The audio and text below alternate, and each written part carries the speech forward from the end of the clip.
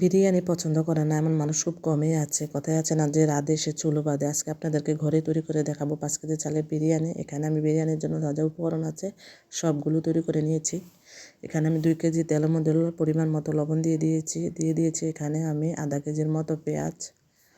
এখানে আমি এলাচি, দারচিনি, তেজপাতা 7-8টার মতো দিয়ে দিয়েছি 15-20টার মতো কাঁচামরিচ।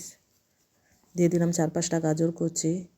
দিয়ে দিলাম হাফ কাপ রসুন বাটা, হাফ কাপ আদা বাটা, 2 টেবিল চামচ পেঁয়াজ বাটা। এখানে আমি দিয়ে দিচ্ছি আধা কেজির মতো মুগ ডাল। এখানে কিন্তু আমি 4-5টা আলু কুচিও দিয়েছি।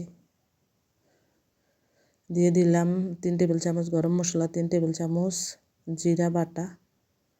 দিয়ে দিলাম এখানে আমি 4 টেবিল চামচ রাঁধুনি, যেটা মুরগির মশলা ওইটা রেডিমেড।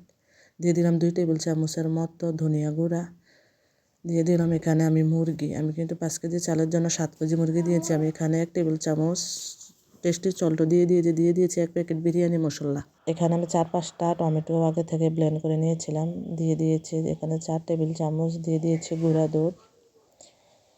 এভাবে অনবরত নাড়তে হবে। এখানে আমি দিয়ে দিলাম চাল দিয়ে কিন্তু এখানে অনবরত নাড়তে হবে, না হয় কিন্তু তলানিতে লেগে যাবে। আমি কিন্তু খুবই কম মশলা ব্যবহার করেছি, কিন্তু স্বাদে বাবুর্চির থেকে কোনো অংশে কম হয় নাই। কিছুক্ষণ নেড়ে চেড়ে এখানে আমি অ্যাড করব পানি।